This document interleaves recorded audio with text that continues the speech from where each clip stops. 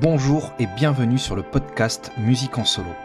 Je suis Nicolas, ou Nil, selon si je suis devant ou sur une scène. Je compose et j'écris des chansons depuis 25 ans en cherchant perpétuellement l'équilibre parfait entre cette passion et les obligations d'une vie. Remplir le frigo, avoir un toit sur la tête. J'aime passionnément la musique et ceux qui la font. Avec ce podcast, je pars à la rencontre d'artistes et de tous ceux qui travaillent pour la musique, selon s'ils sont derrière ou sur la scène. Comment ils composent, s'enregistrent, comment ils gèrent leur présence numérique, comment ils trouvent des concerts, bref, comment ils font eux pour trouver cet équilibre que je cherche depuis si longtemps.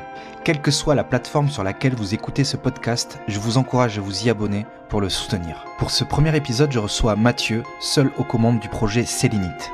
Il réinvente une musique aux accents folk avec une voix qui a autant de coffres que d'âme. Bonne écoute.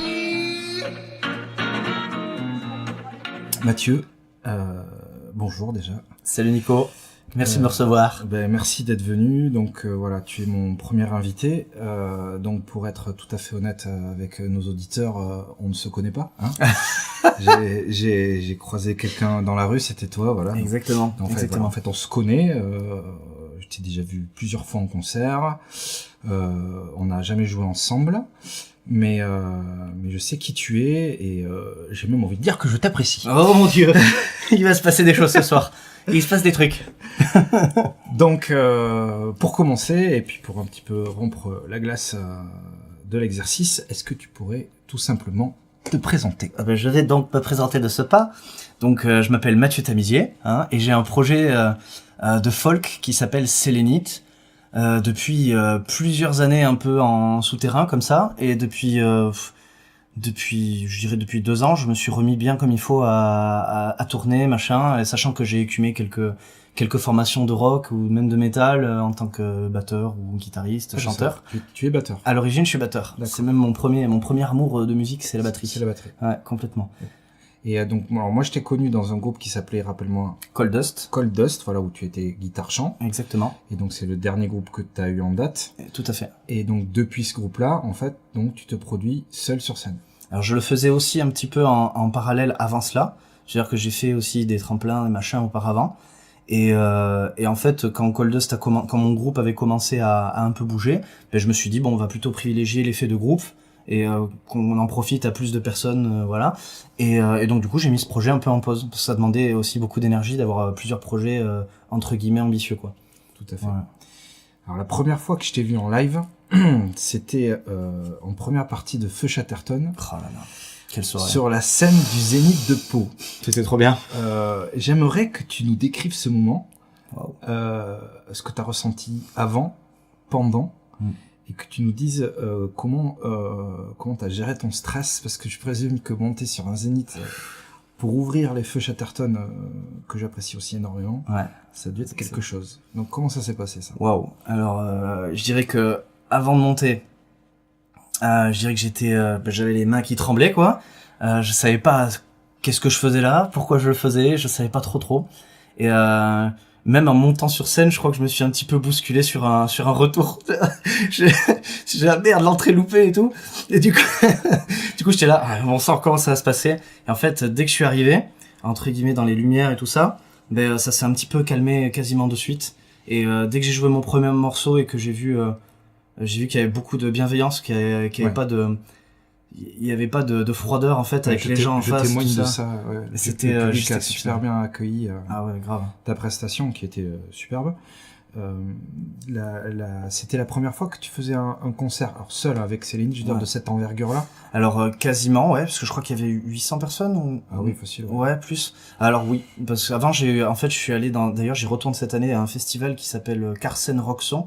Dans un petit bled qui s'appelle Carsen Ponson. D'accord. Et en fait, on me dit, mais viens jouer là. Enfin, voilà. Donc, du coup, j'y vais. Et en fait, je savais pas, il y avait marqué Cats on Trees. Et je savais pas qui c'était. D'accord. Tu vois, donc je suis arrivé et en fait, il y avait 716 entrées dans le petit bled. Tu sais, je crois que c'est dans les Landes ou en Gironde, je sais plus trop. Et donc, du coup, ouais, j'ai eu quelques petites expériences comme ça avec, voilà. Avec des trucs comme ça, mais jamais, je crois, de cette envergure. Et avec un tel répondant... Enfin voilà quoi, c'était il y a quand même quelques années, Cats and Trees, donc... oui, c'est vrai. Donc voilà.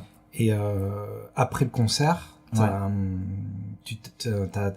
comment t'as vécu l'après-concert? Est-ce que parce que moi ça m'est arrivé, j'ai fait aussi exactement comme toi quelques années avant, pardon, avec le même processus, une date en première partie au Zénith de Pau.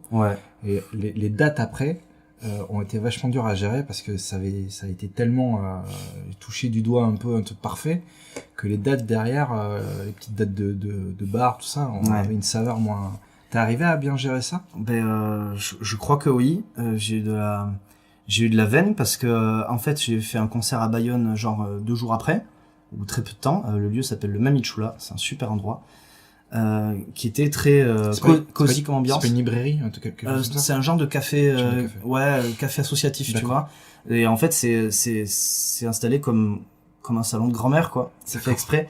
Et en fait il y a plein de gens, il y a quelques personnes qui sont venues me voir et en fait il y avait cette même ambiance d'écoute. Du coup, c'est tout ce que je recherche en fait. J'ai pas besoin d'avoir plein de personnes. Ce que j'adore, c'est une qualité, quoi. C'est le silence. En fait, j'adore parce que j'ai fait beaucoup de métal, beaucoup de groupes où ça gueulait, où je gueule, où il y avait de la guitare électrique. Mais ce que je préfère, c'est les entre-morceaux où il y a un silence, où il y a un truc qui s'installe, ou quand tu joues avec les nuances et tout. Et là, il se passe un truc extrêmement précieux. Je sais pas, ça vient s'installer là, quoi, dans la tête. Ok, super, très très bien. Donc du coup, seul sur scène, dans ton projet Sélénite, d'après toi, est-ce que c'est définitif ou est-ce que c'est une étape?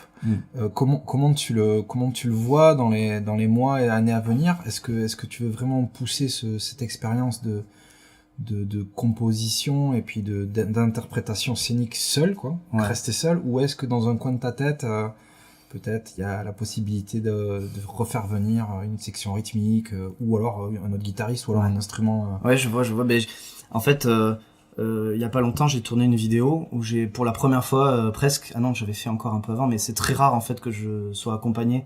Et c'est souvent des gens qui sont proches ou que je connais depuis longtemps et voilà. Et j'arrive pas à faire sans. C'est toujours été une histoire de copains en fait pour moi la musique. Et très peu de gens sont vraiment très proches à tel point que j'ai envie de jouer avec eux, tout ça. Tu vois, c'est un peu particulier. Donc pour répondre à ta question plus précisément, je me ferme pas du tout l'histoire. Pour l'instant, je ressens que j'ai envie d'être tout seul. Et peut-être qu'un jour je ressentirai pas l'envie d'être tout seul. À ce moment-là, j'aurai envie de repartager avec des gens et tout. Mais là pour l'instant, j'aime beaucoup. Je sens que j'ai beaucoup de choses à explorer. Et c'est vraiment t'as pas fini le film.